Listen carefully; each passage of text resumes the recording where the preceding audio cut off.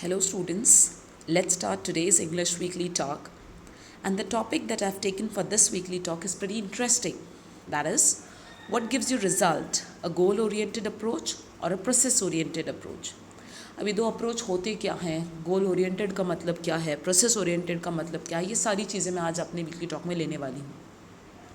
और आज का वीकली टॉक काफ़ी इंटरेस्टिंग है क्योंकि इसमें सब कुछ है, starting from the new aspirants के लिए क्या टिप्स होने चाहिए, कैसे पढ़ाई करनी चाहिए, तो द स्टूडेंट्स की जो सबसे बड़ी क्वेरी है कि मैम इतना पढ़ाई करने के बाद भी लॉकडाउन में हम 2-2.5 महीने से पढ़ रहे हैं बट स्टिल इंग्लिश के स्कूल में हमको कोई इंप्रूवमेंट नहीं दिख रही है, परसेंटेज एक्यूरेसी 50% के आगे नहीं जा रही है। सो उन सारी चीज़ों पर आज हम डिस्कशन करेंगे। But any ways let's start the first slide and the first slide is all about online viva. I hope everybody is aware that morning 7:30 to 8 o'clock online viva हो रहा है।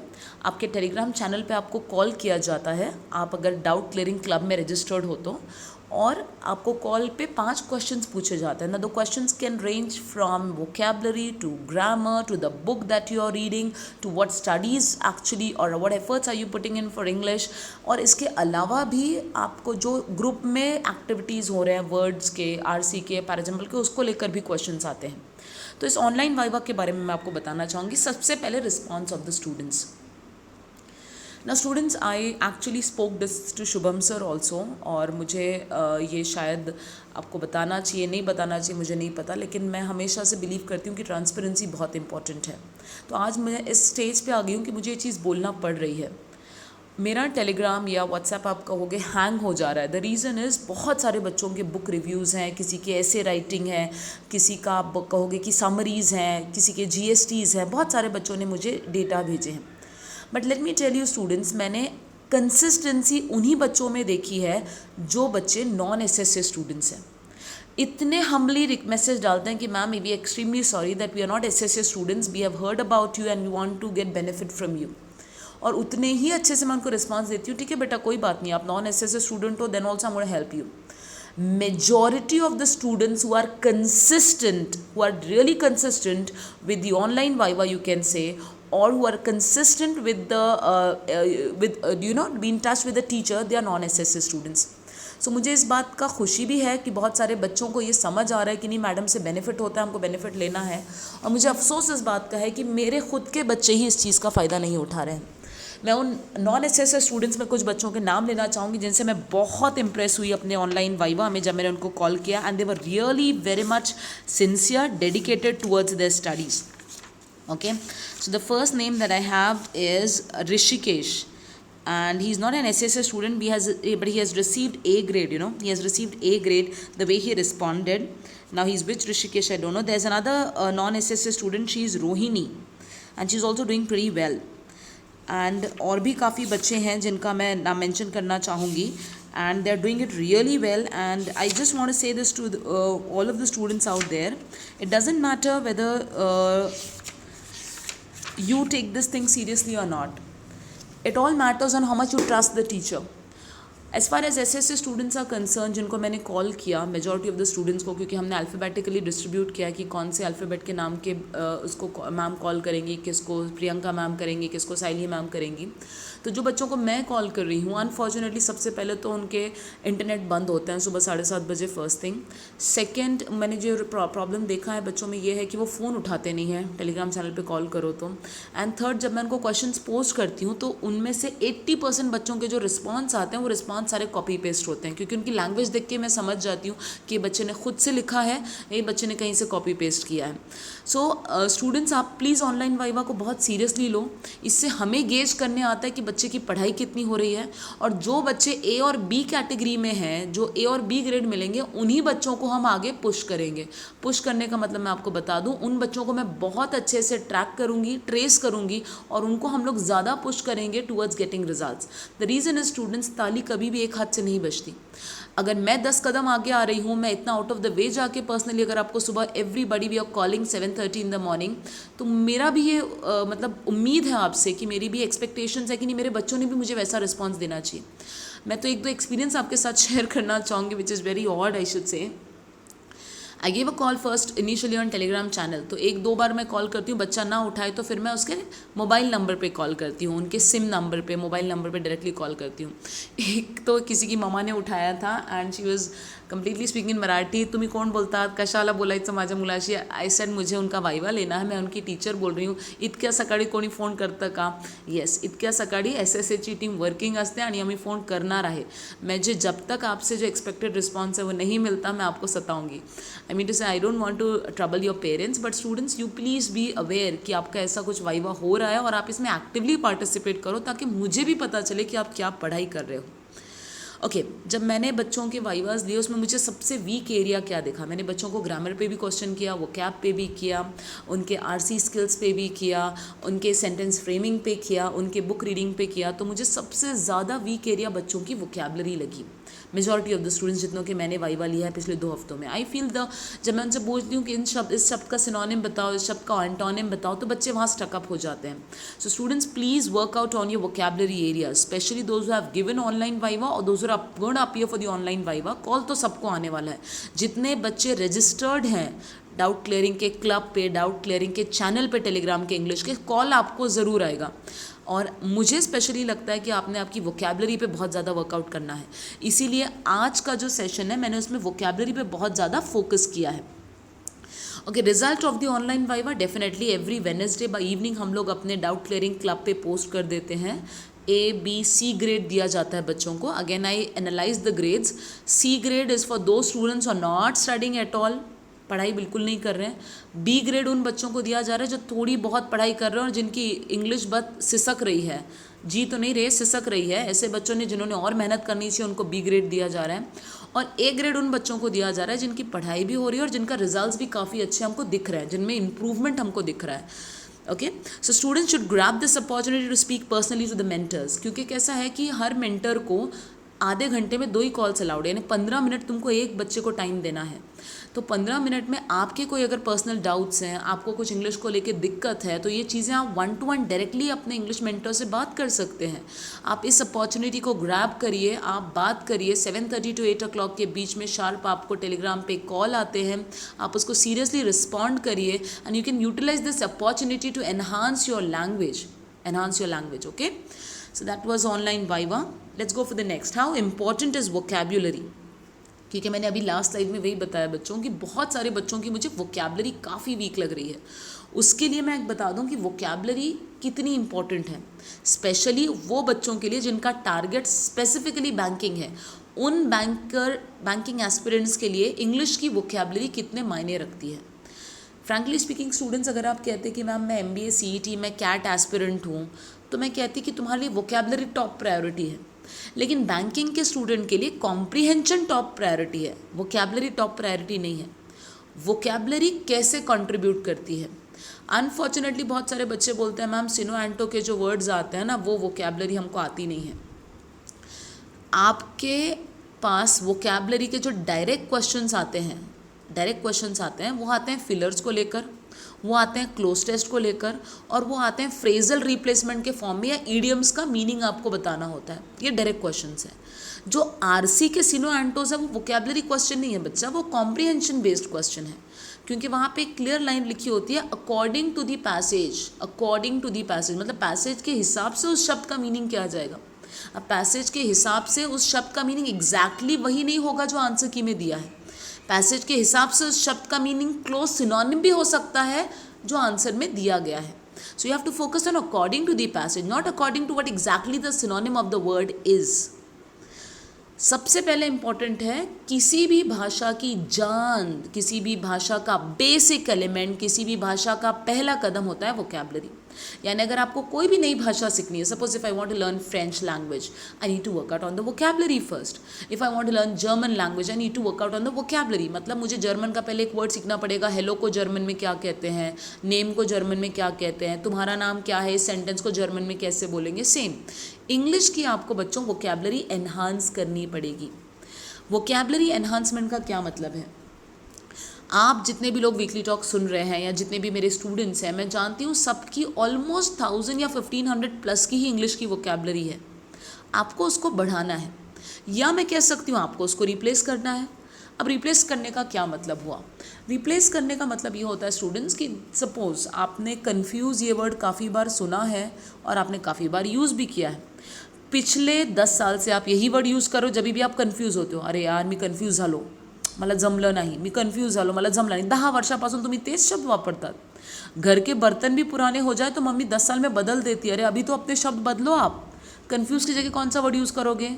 पझल्ड. मी पझल्ड झालो होतो, मी बॅफल्ड झालो होतो, मी बिल्डर्ड झालो होतो. You can use so many words. Me perplex झालो होतो. Confused. So you start please replacing your vocabulary. vocabulary भी outdated हो जाती है. Yes, you have to replace. obscure होती है vocabulary भी, आप उसको नए शब्दों से replace करें. That is, and remember how to enhance vocabulary की जब हम बात करते हैं स्टूडेंट्स, तो इसमें एक चीज़ होती है कि you have to create your own dictionary. मैं क्लास में भी हमेशा कहती हूँ, डे 1 भी कहा मैंने हर बच्चों को जो क्लास में आता है, you have to create your own dictionary. Yes, आपको 200 पेज की अपनी नोटबुक बनानी पड़ती है. आपको जितने भी नए शब्द मिलते हैं उसका मीनिंग आपको लिखना होता है. सबसे पहले वर्ड और मीनिंग पे अटैक करना चाहिए, बाद में वर्ड के सिनो एंटो पे अटैक करना चाहिए, बाद में फिर आप रूट वर्ड्स पे जाइए. या कोई बच्चे इसको रिवर्स भी लेते हैं, आप रूट वर्ड्स पे जाइए पहले, वो भी कर सकते हो आप. Through that also you can learn through word with meaning, और you can learn syno and anto. But syno anto generally vocabulary का ब्रह्मास्त्र है, उसको सबसे लास्ट में निकालना चाहिए. उसको पहले सेकेंड फेज में नहीं लाते हम लोग वोकैबलरी के. आप रूट वर्ड्स के थ्रू भी लर्न कर सकते हैं, आप वर्ड मीनिंग भी लर्न कर सकते हैं. लर्न करना बड़ा आसान है वोकैबलरी को. हाँ, वोकैबलरी लर्न हो जाती है मैडम. 10 वर्ड्स ऐसे लर्न हो गए, आधे घंटे तक याद रहेंगे, 1 घंटे तक याद रहेंगे. लेकिन उनको ना प्रॉब्लम ये हो जाता है कि वो वक्त पे याद नहीं आते. सबसे बड़ा प्रॉब्लम ये है. और वो वक्त पे याद क्यों नहीं आते? क्योंकि वो यूज़ में नहीं होते. I give you a very simple example. Suppose आपकी ममा किचन में अगर किसी पर्टिकुलर यूटेंसिल में खाना बनाती है, तो वो हमेशा वहाँ रखती है जहाँ उसको आसानी से मिल जाए वो चीज़, और हमेशा वो ममा को ईजिली मिल जाती है. कोई ऐसा ममा का यूटेंसिल है जो बहुत कम यूज़ में आता है, वो कहीं ऐसी जगह रखती है जो कभी निकलता बहुत रेयरली हो, और उसको ढूंढने भी ममा को प्रॉब्लम होती है. What I mean to say students, जितना शब्द को तुम छिपा के रखोगे, जितना शब्दों को यूज़ नहीं करोगे, जितनी वोकैबुलरी तुम्हारे टंग पे नहीं रहेगी, तुमको याद नहीं रहेगी. Start using new words. Start enriching your speech with new words. Enriching your speech with new words मतलब तुम बोर नहीं हो गए क्या बच्चों? वही घिसे पिटे पुराने वर्ड्स यूज़ कर करके तुमको नहीं लगता कि तुम्हारे मुंह से कुछ ऐसे शब्द निकले जिससे तुमको भी लगे यार I have actually enriched my speech. I'm speaking really good. That is actual improvement. That is actually working on the right track. That's actual improvement. और अगर आपको लगता है नहीं मैम बोल नहीं पाऊंगा, लोग मजाक उडायंगे, अभी तो लॉकडाऊन पीरियड है, घर पे हूँ, लोग बोलेंगे शान मार रहा आहे क्या, इंग्लिश कशासाठी वापरतो, चालेल. तर मग तेच शब्द आपण रायटिंगमध्ये पण यूज करू शकतो ना. You can use those words in writing in your literature part, isn't it. जब मैं स्टूडेंट्स, और इसके साथ मैं एक और बात कहना चाहूँगी कि मुझे इतने समरी, इतने जीएसटी और इतने एसेज आ रहे हैं बच्चों के. मैं काफ़ी बच्चों को चेक कर रही हूँ, रिप्लाई दे रही हूँ. मैं कुछ बच्चों को मेंशन भी कर रही हूँ कि किसी में ग्रामर एरर्स काफ़ी ज़्यादा हैं, किसी को मेंशन करी कि तुमने नए शब्द यूज़ नहीं किए वोकैबुलरी, क्योंकि सेम सिंपल वर्ड्स के साथ लिखी हुई चीज़ है, कुछ नया नहीं दिखा मुझे, किसी ने कॉम्प्रीहेंड नहीं किया प्रॉपर्ली. मैं रिस्पॉन्स तो दे रही हूँ बच्चों को, but majority of the students के जब मैं चेक कर रही हूँ जीएसटीज, बुक रिव्यू स्पेशली, मुझे नए वर्ड्स चाहिए. I want at least new words that you have learn from the book. For example, the last book that I gave an assignment or a weekly task for the last week was The Monk Who Sold His Ferrari by Robin Sharma. उस किताब में 2 words एक साथ आए हैं, giggle and guffao, right? So what do you mean by the word giggle? It's a kind of laughter, but what kind of laughter is giggle? किसको कहेंगे giggle? तो आप लाफ मत बोलो. हर हंसने को लाफ्टर नहीं बोलते हैं. No doubt it's a complete noun. You can say it's a collective noun for all the things that come down under laughter. But there is giggle, there is guffaw, there is various kind of laughters which you can से.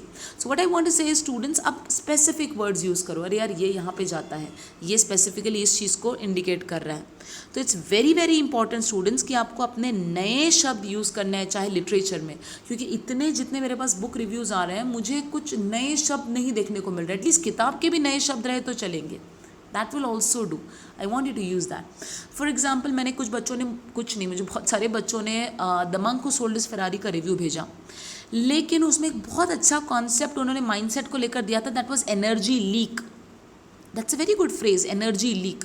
But यकीन जानिए तकरीबन मैंने, if not I am mistaken, the last I check was around 126 review में, 126वें review में कहीं पर भी मैंने ये फ्रेज़ नहीं देखा है, एनर्जी लीक. तो मतलब मैं थोड़ी शॉक हूँ कि इतना अच्छा फ्रेज़ है, एनर्जी लीक का एक कॉन्सेप्ट इन्होंने बताया है और वो कॉन्सेप्ट कहीं पर भी बच्चों ने यूज़ ही नहीं किया अपने राइटिंग में. मतलब तुम सिर्फ पढ़ने के लिए पढ़ रहे हो, तुम सीखने के लिए नहीं पढ़ रहे हो. So that is what my problem is, कुछ नई चीज़ सीखी तो उसको अपने अंदर डाल नहीं रहे हो, बस हिस्सा बनते जा रहे हो. Like you are just going through the journey, you are not getting something from the journey, which I feel is really missing. इतने सारे बुक रिव्यूज़ देखे the monk who sold his Ferrari, but कहीं पर भी मैं expect करी थी एक तो बच्चा लिख दे एनर्जी लीक, वो मुझे नहीं मिला. Anyway, so this is how important your vocabulary is, students. Vocabulary का बेस जितना बढ़ेगा तुम्हारी दुनिया उतनी ही बढ़ती जाएगी भाषा की. तुमको अपना कॉम्प्रीहेंशन बढ़ाना है, तुमको अपनी इंग्लिश की अंडरस्टैंडिंग बढ़ाना है, तो तुमको अपनी वोकेबलरी बढ़ाना है. डेली कम से कम, क्योंकि अब लॉकडाउन पीरियड है, ज़्यादा कुछ काम है नहीं आपको, कम से कम 20 शब्द तो भी आपके वोकेबलरी के होने चाहिए नए. कहाँ से करें? वोकैब 24 ऐप है. कहाँ से करें? मरियम वेबस्टर डिक्शनरी के MW क्विजेज़ हैं, वो क्विजेस पे आप ज़्यादा ध्यान दें. नए शब्द सीखने के बाद अपने रजिस्टर में लिखें, उसको यूज़ करें, और 9:15 से 9:30 के बीच में लास्ट के जो 15 मिनट्स होते हैं अपने लाइव सेशन में, वहाँ पर अपना एक स्टूडेंट अभिषेक है जो एक वोकैबलरी क्विज डालता है बच्चों के लिए, that consist of almost 10 to 15 questions. वो आप फेस करें जितना हो सकता है. इनफैक्ट डेली मॉर्निंग में 7:30 to 8 o'clock के बीच में वोकैबलरी डाल रही हूँ, and that is related to ESP. ESP is English for special purpose, यानी रेन को रिलेटेड वोकैबलरी डाल रही हूँ, एनिमल्स को रिलेटेड डाल रही हूँ, कोई स्पेसिफिक एरिया को रिलेटेड वोकैबलरी डाल रही हूँ. तो वो भी आप अटेम्प्ट करें, and that will actually help you to enhance your language base. Then next is, मुझे बहुत सारे बच्चों के क्वेश्चंस थे पर्सनली कि ma'am descriptive part of English के बारे में कुछ आप बताएं अपनी वीकली टॉक में, क्योंकि हर बच्चे को मैं इतना ज़्यादा मैसेज करके समझा नहीं सकती थी. तो what I told them is I will be taking this in my weekly talk. अभी as far as descriptive part of English is concern, जो मेजर चीज़ें आती है इसमें, वो सबसे पहले ऐसे हैं, यू नो दिस लेटर है, प्रिसीज राइटिंग है. Precis writing is nothing but summary writing, और जनरली प्रिसीज का ये ऐसा होता है, बहुत कम एग्जाम्स में आता है प्रिसीज राइटिंग, और आता है तो प्रिसीज राइटिंग का ऐसा होता है कि वो वर्ड स्पेसिफिक देते हैं. जो भी आपको पैराग्राफ दिया, पैसेज दिया, उसको 80 से 100 शब्द में इसका प्रिसीज लिखो. Precis is nothing but summary, you have to write down the summary. Summary means what? सारांश. रिपोर्ट राइटिंग है, वो भी 1-2 एग्जाम्स में है. पिक्चर डिस्क्रिप्शन होता है. Picture description in the sense ये स्पेशली मिलिट्री एग्जाम्स में लिया जाता है, आर्म्ड फोर्सेस के एग्जाम्स में होता है, जहाँ पे आपको एक पिक्चर दिया जाता है, उसको आपको अपने लेवल पे इंटरप्रीट करके डिस्क्राइब करना है. इससे पता चलता है कि तुम्हारा लाइन ऑफ थॉट क्या है, तुम्हारा प्रोसेस ऑफ थॉट क्या है. And then certain exams go for the translation part also, कि सपोज कुछ मराठी में दिया है उसको इंग्लिश में ट्रांसलेट करो, कुछ हिंदी में दिया उसको इंग्लिश में ट्रांसलेट करो, या इंग्लिश में दिया उसको अपनी मदर टंग में ट्रांसलेट करो. So these things are there. अभी डिस्क्रिप्टिव सेक्शन की तैयारी कैसे करें? डिस्क्रिप्टिव सेक्शन में और भी चीज़ें हैं, लीफलेट राइटिंग भी होती है, इतना ही नहीं है. Descriptive section of English is again consisting of many things, but these are the major ones that I am taking right now. अभी जब बात करते हैं हम ऐसे राइटिंग की, ऐसे राइटिंग का ना स्टूडेंट्स, एक चीज़ मैंने हमेशा अपने क्लास में बताई है, वीकली टॉक में भी शायद बताई है, नहीं बताई मैंने. टंकी में अगर 2 ही लीटर पानी है, आप 8 लीटर निकाल पाओगे क्या? मेरे वाटर टैंक में, मेरे घर के ऊपर एक वाटर टैंक है, उस वाटर टैंक में 2 लीटर पानी है, तो मैंने टैप खोला और मुझे 8 लीटर पानी चाहिए. 8 लीटर निकलेगा क्या? No, that's illogical. You will say ma'am क्या बेवकूफ़ों वाली बात आप कर रही हैं, कैसे निकलेगा? टंकी में है ही 2 लीटर पानी, आप 8 लीटर कैसे निकालेंगी? Same. Writing any language is the outway, it's the way which the language moves out of you. जब तुम्हारे अंदर उतनी रीडिंग है ही नहीं कि तुम किसी भी टॉपिक को या किसी भी टॉपिक के ऊपर 300-350 शब्द लिख सकते हो उसकी वोकैबलरी लेकर, तो आपको ऐसे आएगा कहाँ से? What I mean to say exactly is, students, you have to read to become a better writer. अगर एक मतलब I still remember when I was pursuing my PhD, तो मेरे गाइड मुझे कहते थे बेटा क्या करना है? मैंने कहा सर PhD करना है. क्या करोगी? थीसिस बनाऊंगी. कितनी है? 1 किताब. तो लिखूंगी सर. 1 किताब लिखने के लिए पहले जाके 30 किताबें पढ़ के आओ उस टॉपिक पे, जिस टॉपिक पे तुम रिसर्च करना चाहती हो. So what matters is if you have to write 300 to 350 words, the ratio is 30 times. 30 times यानी 1 किताब जब मुझे लिखनी थी तो मेरे गाइड कहते थे जाके 30 किताबें पढ़ के आओ. So 30 times. So now if I multiply 300 by 30 means how much? 9,000. So I have to read 9,000 words before I write 300 words. This is what the ratio goes. You have to read 9,000 words of that particular topic before you produce what? 300 words. So you have to read a lot if you want to write essay. And now ऐसे का भी ऐसा है students कि कोई specific topic, तो जैसे कि सपोज टेक्नोलॉजी को लेकर है, तो टेक्नोलॉजी को लेकर आप 9,000 शब्द पढ़ो, 9,000 I mean to say words आपकी आंखों के सामने से जाने चाहिए जिनकी vocabulary with respect to technology है. So you have to read a lot if you want to write. ऐसे राइटिंग को इम्प्रूवमेंट या बहुत ज़्यादा आपको बेनिफिट मिलेगा समरी राइटिंग से और जीएसटी राइटिंग से. प्लीज़ वो आप मत छोड़िए. Letter writing, official letter writing में ही ज़्यादा मैं बिलीव करती हूँ और वही करना चाहिए. और मुझे जहाँ तक लगता है लेटर राइटिंग आप एग्ज़ाम के 5 दिन पहले भी करोगे तो हो जाएगा, तो उस पर ज़्यादा भार मत दो. ज़्यादा भार आप ऐसे राइटिंग पे दीजिए. Precis writing, yes, summary writing and GST जो आप बनाते हो that is going to be very helpful for precis writing. Report और पिक्चर डिस्क्रिप्शन ट्रांसलेशन, उन बच्चों को जिनका स्पेसिफिक ये है, जो आर्मी के लिए तैयारी कर रहे हैं, जो स्पेसिफिक एग्जाम के लिए, they can just drop me a message, I will respond to them. But if you want to enhance your writing you have to increase your reading and the ratio is 1:30. Again I say if I have to write 1 word I have to read 30 words, that ratio. Okay, let's go for next, the students doubts that I want to take. Okay, मैंने I think Tuesday I spoke to a group, Veena in group से मेरी बात हुई है. तो मुझे उन बच्चों के ग्रुप से बात करने के बाद ये लगा कि उसमें बहुत सारे बच्चे थोड़े टेंस थे कि मैम हम 2-2.5 महीने से इंग्लिश की पढ़ाई कर रहे हैं लॉकडाउन के फेज़ में और हमारा स्कोर ही नहीं बढ़ रहा है, हमारी एक्यूरेसी 50% के ऊपर नहीं जाती है और गई भी कभी कभार तो 70, 75, 80% जाती है, बट वो very rarely when the question paper is very easy. और ये बच्चे उस बैच के जिनकी बैच अभी हुई नहीं है, द इवनिंग बैच, जिनका भी क्लोज टेस्ट पे सिलेबस अटक गया है और जिनका टेंस वाला ही टॉपिक चल रहा है ग्रामर का, आगे उनका ग्रामर हुआ भी नहीं. तो ये बच्चे काफ़ी परेशान थे कि मैम 2-2.5 महीने से करने के बाद भी हो नहीं रहा है. So no increase in score even after giving daily lockdown mock test. मैंने ये स्पेशली इसलिए मेंशन किया बच्चों क्योंकि जब मैंने उनका टाइम टेबल पूछा कि वो कर क्या रहे हैं, तो तब मुझे ऐसा लगा, इंग्लिश में मैंने जब आपको बताया स्टार्टिंग के फर्स्ट वीक में ही क्लियर किया है कि इंग्लिश में 2 चीज़ें हैं. The first is stamina building and the second is practice. This word is simply very very very important students. Stamina building. Stamina building in the sense तुम्हारे अंदर उतनी कैपेसिटी ही नहीं है कि तुम 8 घंटे फील्ड पे ग्राउंड पे खड़े रह के क्रिकेट मैच खेल सको. तो तुम 8 घंटे क्या मतलब टिक पाओगे. What I mean to say is तुम्हारी reading is about speed as well as comprehension. पढ़ना, समझना और स्पीड से पढ़ के समझना, ये 3 चीज़ों पे तुम्हारी महारत ही नहीं है. तुम्हारी वोकैबुलरी उतनी सफिशिएंट हुई नहीं है कि तुम 8 घंटे टिक सको, तुम उस 30 क्वेश्चंस के मॉक टेस्ट के प्रेशर को हैंडल कर सको.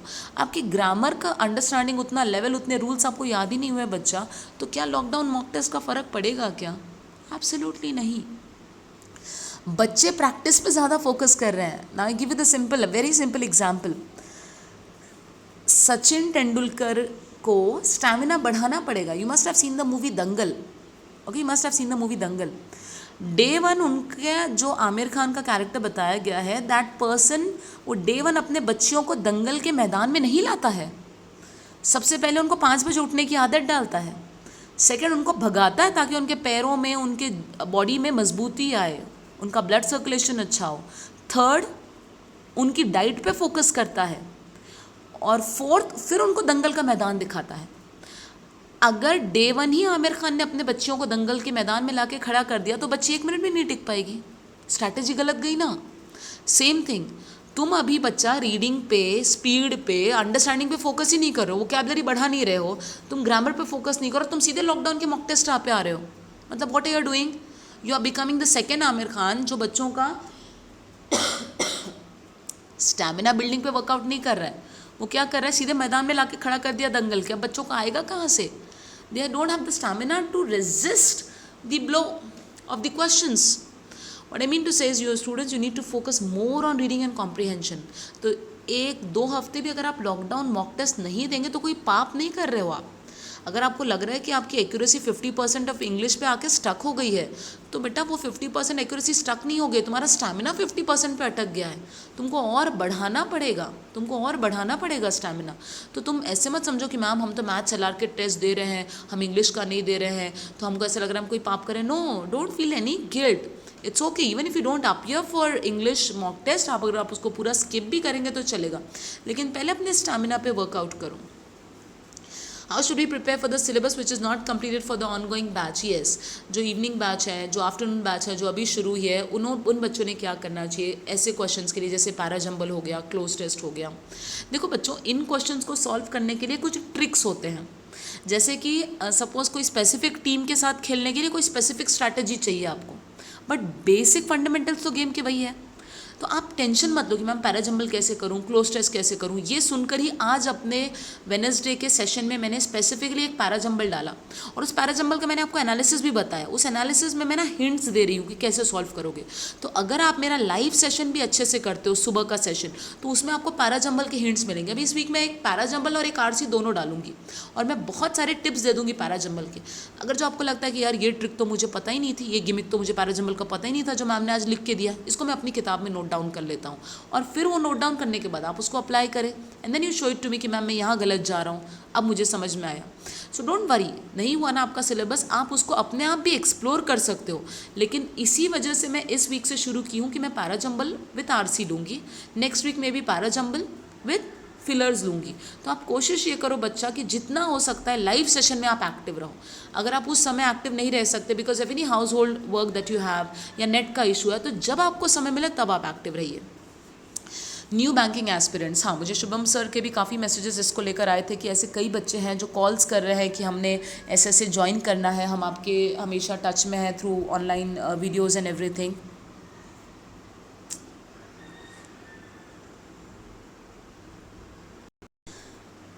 Okay, and I have got certain calls and messages regarding new banking aspirants.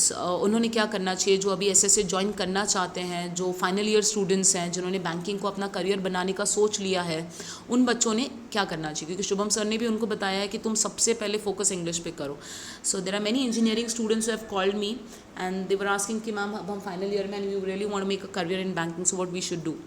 उन बच्चों ने definitely, this is very correct that Shubham sir has said कि तुम सबसे पहला फोकस इंग्लिश पे करो. अब इंग्लिश में भी मुझे कुछ बच्चों ने कहा कि मैडम हम ग्रामर कर रहे हैं, हम क्विज दे रहे हैं, मॉक टेस्ट दे रहे हैं. No, this is a wrong approach, don't do that. Please focus on book reading. बहुत ज़्यादा करो बुक रीडिंग, आप इतनी ज़्यादा करो, मैं कहूँगी कि जितना हो सकता है work on your book reading part. आपको मैं जितने भी बुक्स अभी दे रही हूँ, अपने वीकली टॉक में मैसेज कर रही हूँ, या वीकली टास्क में दे रही हूँ, या एक ई बुक लाइब्रेरी बोल के चैनल है, उस चैनल की लिंक मैं अपने इस वीकली टॉक के साथ आपको दूंगी. One of our students, in fact I am proud to say one of the students of SSA, Ishwar has created that link, जिसमें उस बच्चे ने इतनी प्यारी किताबें और इतनी सारी किताबें इंग्लिश की as well as some of the Marathi books ही has uploaded in the PDF format. तो वो प्लीज़ आप रेफ़र करें, that is going to be the best thing for you.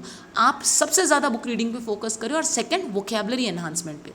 ये दो चीज़ों पे आप वर्कआउट करें और कुछ भी मत करें. आप जो न्यू बैंकिंग एस्पिरेंट्स हैं उनके लिए सिर्फ दो ही सजेशंस है, book reading and vocabulary. Don't do any grammar, don't give any mock test, don't go for any quiz, किसी का मत सुनो. इन दो चीज़ों पे वर्कआउट करो, देखो आपको कितना इसका बेनिफिट मिलेगा. How important is grammar for banking? Let me come down to this. Absolutely not. Yes, grammar is not that important for banking. हाँ, अगर आप स्टाफ सिलेक्शन के होते तो मैं कहती हाँ बेटा इंपॉर्टेंट है. MBA के बच्चों के लिए भी इतना ज़्यादा इंपॉर्टेंट नहीं है, वहाँ वोकैबुलरी ज़्यादा खेल करती है. बैंकिंग में comprehension is very very important. क्या मैंने पूरा ग्रामर स्किप कर दिया तो मैं बैंकर बन सकता हूँ? Absolutely yes.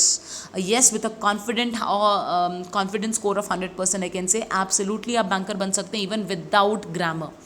The reason is grammar को ओवरटेक कर लेती है रीडिंग, बट उसके लिए तुम्हारी रीडिंग बहुत ही, you should be a voracious reader, बहुत अच्छे रीडर आपको होना चाहिए, a versatile reader as well. तो आपकी अगर रीडिंग बहुत तूफ़ानी है तो आप कभी भी ग्रामर को ओवरटेक कर सकते हो. तो स्टूडेंट्स, ग्रामर फिर भी थोड़ा बहुत अगर आपको देखना है तो आप नीतू सिंह की प्लिंथ टू पैरामाउंट रेफ़र करें. मेरे भी नोट्स काफ़ी मैंने प्रिसाइज और कंसाइज फॉर्म में आपको दिए हैं, वो आप रेफ़र कर सकते हैं. वो कैंडिड नोट्स हैं काफ़ी, तो आप वो रेफ़र कर सकते हैं. या तो फिर daily 25 questions of spot the error आप सॉल्व करें. कहाँ से करें? ऑनलाइन बहुत सारे वेबसाइट्स है, स्मार्ट कीड़ा है, टेक्स्ट बुक है, ग्रेड अप है, बैंकर्स अड्डा है, अड्डा 24/7 है, ऑलिव बोर्ड है. इनको आप रेफ़र करें. इसमें से 25, 20, 10, 5 जो भी स्पॉट द एरर के क्वेश्चन आप सॉल्व कर सकते हैं, रेफ़र करें. कोई नया ग्रामर का रूल मिला तो उसको अपनी ग्रामर की नोटबुक में लिख लें. अभी तो इतना ही करें. Is book reading essential? Of course yes. Book reading मैं 2 ही रीजंस की वजह से करा रही हूँ। सबसे पहले तो तुमको स्पीड आनी चाहिए, क्योंकि मेंस के एग्जाम में स्पीड असेंशियल है, स्पीड आनी चाहिए, reading speed. And second why I am asking you to read book is that enhances your comprehension. और तीसरा जो इम्पैक्ट बैंकिंग या एग्जाम्स को रिलेटेड नहीं है, वो तुम्हारा इमेजिनेटिव पावर बढ़ाता है और तुम्हारा स्ट्रेस कम करता है। तो बुक रीडिंग तुम्हारे लिए बहुत बहुत बहुत ज़रूरी है जिन बच्चों को मेंस निकालनी है। हाँ, जो सिर्फ प्री का नज़रिया रखते हैं उन बच्चों ने बुक रीडिंग को सीरियसली नहीं भी लिया तो चलेगा, बट जिनको एक्चुअली मेंस क्रैक करना है उनको बुक रीडिंग चाहिए। अभी प्री और मेंस का फंडा आपको बता दूं, बच्चा बिना मेंस क्रैक किए आपको वैसे भी तो बैंकिंग की सीट मिलने वाली नहीं। इसका मतलब ultimately book reading is essential for you. One should I stop reading books? There is one of our students, जिसके बारे में मैं बता दूं स्टूडेंट आपको, मुझे बच्चे का नाम याद नहीं आ रहा है, वो बुक रिव्यू कंपटीशन में, जिसने फर्स्ट बुक रिव्यू कंपटीशन में फर्स्ट प्राइज़ जीता था। I am very bad at remembering names, I remember the face. वो बच्चे को स्पेक्ट्स है और जिसने बुक रिव्यू कंपटीशन में फर्स्ट बुक रिव्यू महाश्वेता में फर्स्ट प्राइज़ जीता था उस बच्चे ने।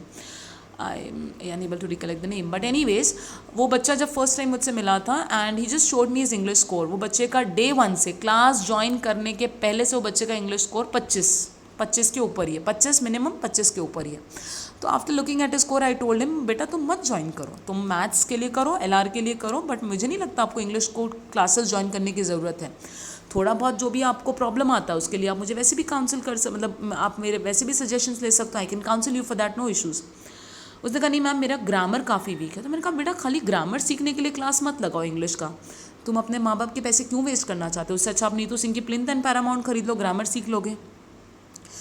नहीं बोला मैम मुझे आपसे सीखना है, मैंने आपका नाम सुना है, मुझे आपसे नहीं। Even then he join the classes. So I just asked him one question, बेटा ये तुम्हारा 25 का स्कोर आया कैसे, तुमने किया क्या एग्जैक्टली इंग्लिश के लिए जो तुम्हारी इंग्लिश यहाँ तक है? तो he was very clear, ma'am मैंने अब तक 250 नॉवेल्स पढ़ चुका हूँ इंग्लिश के, 250 नॉवेल्स मैंने पढ़ा हूँ और मुझे ग्रामर का नाउन भी नहीं आता, प्रोनाउन भी नहीं आता। 250 नॉवल रीड करने के बाद वो बच्चे का लेवल ये है कि स्कोर 25 के नीचे जाता ही नहीं है। This is the magic of reading. But ये कब आएगी? जब आप उसको उतना होल हार्टेडली करोगे, उतना फोकस और डेडिकेशन के साथ करोगे। When should I stop reading books? When should I stop reading books? Actually in really students never. किताबें पढ़ना मत छोड़ो, ये बहुत अच्छी आदत है, ये बहुत अच्छा एडिक्शन है। किताबें कभी मत पढ़ना छोड़ो, keep reading books, the first thing, okay.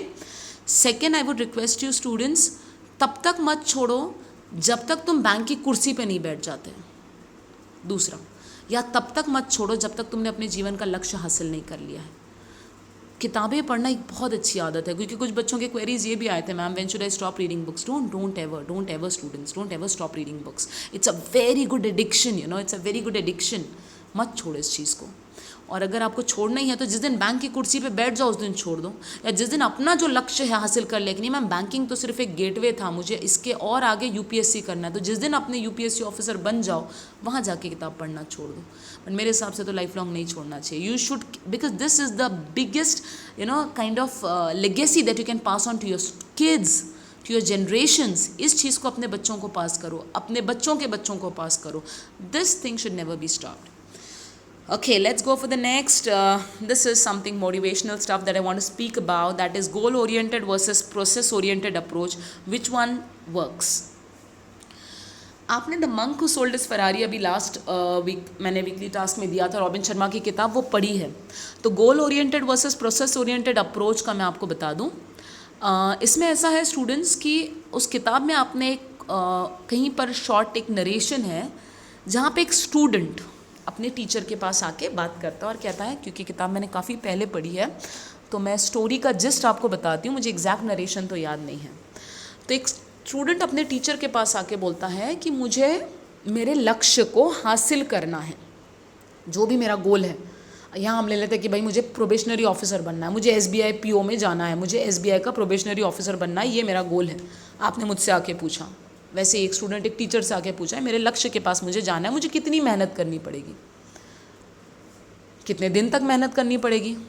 Teacher ने कहा बेटा तुमको इसके लिए 6 महीने लगेंगे, 6 महीने हर रोज़ 6 घंटे पढ़ाई करनी पड़ेगी।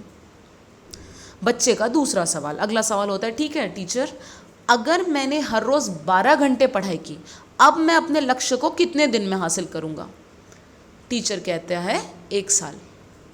बच्चा परेशान हो गया, क्या कैलकुलेशन है ये, 6 घंटे पढ़ाई कर रहा हूँ 6 महीने लग रहे हैं, 12 घंटे पढ़ाई कर रहा हूँ तो 1 साल कैसे लगेगा।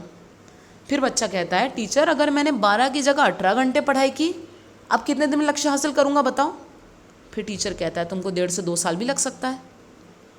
बच्चा कहता है अरे यार ये तो टीचर सठिया गया है, क्या बोल रहा है। सिंपल गणित कहता है ना मैथ्स का कि जितना मैंने टाइम बढ़ाया, टाइम अगर मैंने बढ़ा दिया, ऑफकोर्स मैंने अगर स्पीड बढ़ा दी, मैंने मेरे काम का वर्कलोड बढ़ा दिया, स्पीड बढ़ा दी, तो टाइम ने कम होना चाहिए। तो जो 6 महीने का काम है, जो 6 घंटे करने पे हो रहा है, वो अगर 12 घंटे करूँ तो 3 महीने में होना चाहिए। क्या गणित दे रहा है ये, लॉजिक तो कुछ और ही कहती है। टीचर सठिया गया है। टीचर कहता है no no no no, this is not correct. The reason is psychology में तुम्हारा फोकस कम हो जाता है प्रोसेस पे, तुम्हारा फोकस आ जाता है गोल के ऊपर। तो तुम्हारी एक आंख की खुली है प्रोसेस के लिए, तुम्हारी एक आंख तो गोल पे अटकी है। तो जिन बच्चों का लक्ष्य है की मला SBI PO करायचं किंवा SBI PO व्हायचं, ठीक है, ये तुम्हारा लक्ष्य है, अब प्रोसेस पे फोकस करो ना, तो दोनों आंखें तुम्हारी प्रोसेस पे रहेंगी। तुम्हारी अगर एक आंख सिर्फ गोल पे अटकी है, एक आंख ही प्रोसेस पे है बच्चा, तो ऑब्वियसली वो टाइम बढ़ता जाएगा। तुम्हारा 90% ध्यान इस पे है कि मुझे जल्द से जल्द मेरा गोल हासिल करना है, तो 10% ही तुम फोकस तुम्हारा प्रोसेस में है। जबकि तुम्हारा 90% फोकस प्रोसेस में होना चाहिए और 10% फोकस गोल पे होना चाहिए। प्रोसेस को एंजॉय करना है आपको। आपका तो हाल ये हो गया है कि 90% दिन का समय और 90% दिन के थॉट्स इसी में जाते हैं की मला SBO PO व्हायचं, ठीक आहे, आणि 10% कुठं, इंग्लिशची वोकॅब्लरी किती इम्प्रूव्ह झाली, मॅथ्सचं काय केलं, LRचं काय केलं। जब तुम्हारा दिमाग की ऑलमोस्ट 90% थॉट्स इसी चीज़ में इंगेज हैं कि मैं कब बनूंगा, मैं कब बैंकर बनूंगा, मैं कब पहुंचूंगा, तो तुम जर्नी क्या एंजॉय करोगे, तुम जर्नी से क्या सीखोगे। तुम्हारी नज़र ही पूरी मंजिल पे है, तो तुम रास्ते में कुछ सीख ही नहीं रहे हो, तुम रास्ते में कोई चेंजेस आ ही नहीं रहे हैं। So students always go for a process oriented approach. You should always have a process oriented approach, and this will be the only thing that will give you result as quickly as possible. As quickly. Process को enjoy करो, process को देखो. Process is all about you are transforming. You are transforming. The transformation should be felt. अरे यार कल से तो आज इंग्लिश बेटर फील हो रहा है, कुछ नया पढ़ा, कुछ नया सीखा, अपने अंदर कुछ नए 10 वोकैबुलरी के वर्ड्स डाले। The journey has to be process oriented, not goal oriented. जितना गोल ओरिएंटेड रहोगे उतना ज़्यादा समय लगेगा। इस साल का SBI PO भूल जाओ, फिर अगले साल बैठना पड़ेगा। अगर इस साल का SBI PO करना है तो प्रोसेस ओरिएंटेड रहो। Process oriented means enjoy the journey, feel the transformation that you are going through. एक तरफ इंग्लिश ऐसी थी कि जहाँ पे इंग्लिश का मैं एक पैसेज नहीं पढ़ सकता था, आज इंग्लिश की 5 किताबें पढ़ ली। क्या ये ट्रांसफॉर्मेशन को फील नहीं करते हो? क्या ये ट्रांसफॉर्मेशन को अप्लाई नहीं करते हो? इतनी किताबें, इतने शब्द, इतने वर्ड जो अपने अंदर डाल रहे हो, क्या उसको यूज़ नहीं करते हो? The transformation should be felt, the transformation should be appreciated, and the transformation should be applied. This is what I want. So always remember students, process oriented approach रखो। अपनी एक नज़र नहीं, अपनी दोनों नज़र अपने प्रोसेस पे डालो। ठीक है ना, दिन भर में 10% सोचो कि मुझे SBI PO बनना है, बस 90% ये सोचो कि आज का दिन मैंने कितना प्रोडक्टिवली यूज़ किया, क्या नया सीखा हूँ और कैसे उसको अप्लाई किया, अब इसको आगे कैसे यूज़ करूँगा, इस पर फोकस करो। द लास्ट स्लाइड स्टूडेंट्स, आज वेनसडे है तो अगले वेनसडे तक का वीकली टास्क आपको रहेगा। मेगा लिविंग ये किताब आपको ख़त्म करनी है by Robin Sharma again. 8 to 9 live session में रहो, क्योंकि इसमें काफ़ी नई चीज़ें मैं अब डाल रही हूँ। वेनसडे से पैराजंबल शुरू किया है along with RC, also with ESP, English for special purpose की जो वोकैबुलरी होती है वो ले रही हूँ। वोकैबुलरी क्विज जो 9:15 to 9:30 के बीच में आता है वो आप लीजिए, और न्यूज़पेपर के 3 आर्टिकल्स आपको अब चालू करने हैं। बिकॉज जब मैं न्यूज़पेपर्स चेक कर रही थी तो अब डेफिनेटली कोरोना वायरस के न्यूज़ थोड़े कम हो गए हैं, इकोनॉमी के ऊपर ज़्यादा फोकस है, and now even the news channels have become they are moving out of this pandemic news, and they are actually giving up some new material, giving us some new material to read. Okay, so start doing this now students. Wish you all the very best. Wish you a week ahead that is almost process oriented, and remember students, it is your mindset that decides कि तुम कितना struggler हो, कितने loser हो, कितने winner हो, या कितने अपने आप को प्रूव करने के लिए उत्तेजित हो। Wish you all the very best. Thank you so much students. Have a great time, have a safe week ahead, have a happy week ahead, and keep smiling. Thank you so much.